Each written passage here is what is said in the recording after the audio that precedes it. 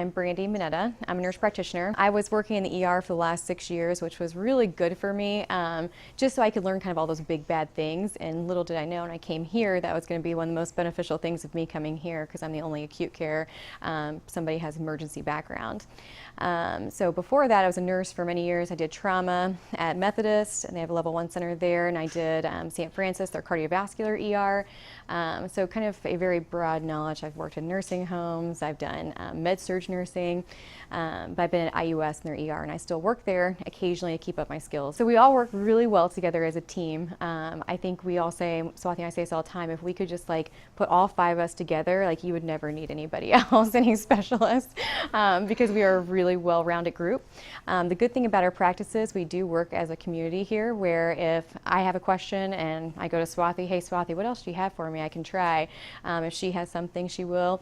Amy's awesome. Like, she'll call me at home anytime and like ask about her kind of, you know, acute patients. And same thing for Amy, because it's just so comfortable. I can call her and say, hey, what do you think? And none of us mind. We do it more on call if we need to have questions too. So it's a really good practice. I'm going to be talking about medical emergencies and mainly kind of when to go to the ER and when you can call us, because a lot of people, a lot of my patients, I'll see a note and they'll say, I went to the ER, and I was like, oh geez, if you would have called me, I could have saved you from going into the ER. Because especially on my side too, I've worked in the ER, I've taken those complaints that have come in, and it's kind of like, acutely, you're not going to die today, but you do need more workup on this. Go home and see your provider the next day. And unfortunately, just that person walking in there, you're minimally going to walk out with a $300, $350 bill. If you've got a copay, most of them are about $200. Lots of times on the weekend, we take that call and then we can tell you and advise you yes or no. Sometimes if it's like, oh, I might have a UTI, or I might have sprained my wrist, are these things that can wait? And most of the time it's yes, or we can get you an x-ray that same day and then see you on the Monday and save you thousands of dollars. Because unfortunately, most people don't know, if you go to the ER just for an x-ray or for you have a cold or whatever it might be, the imaging is so much more expensive. It's like 5 times more. So we can get you a CAT scan and you can pay out of pocket, I think it's about $450 for most of the CAT scans, if you were even going to be self-pay. If you go to the ER, you're looking at a minimum of like $3,500 to $5,000 just for a CAT scan. So the thing about that is not only puts more money that you're paying out of pocket, but also for the insurance costs go up too. So kind of one of those big things to think about.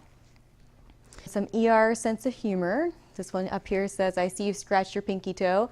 It's a good thing you've come to the ER for that. If you could just push that stroke victim out of your way, we'll operate ASAP.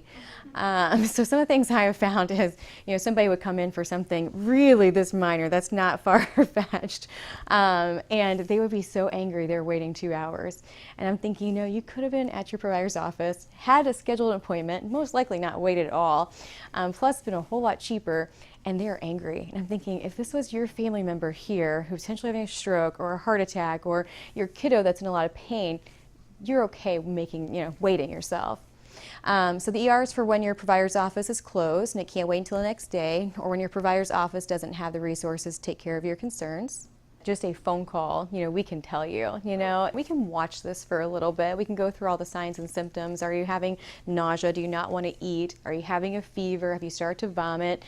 Do you have blood in your urine? But those are all things we can go over the phone and say, you know what? See how you do. If you develop any symptoms, go to the ER tonight. If not, come here in the morning and we'll make a decision. Especially with kiddos too. Kiddos can get sick quick, but they can bounce back quick too. That's what is so fun about taking care of kids.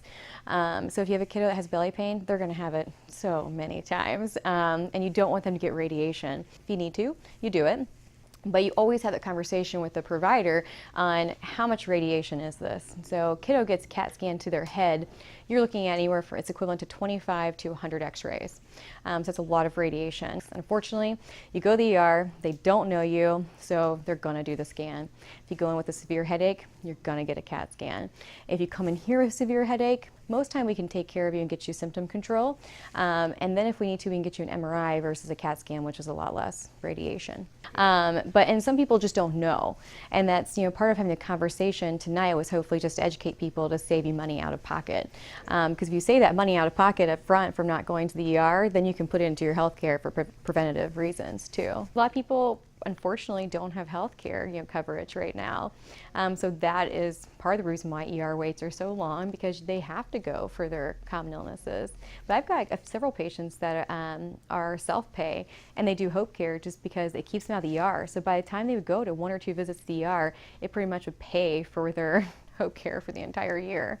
So it'd be nice if more patients could kind of look at it in that way, versus going to the ER and getting bill collectors calling you and things like that.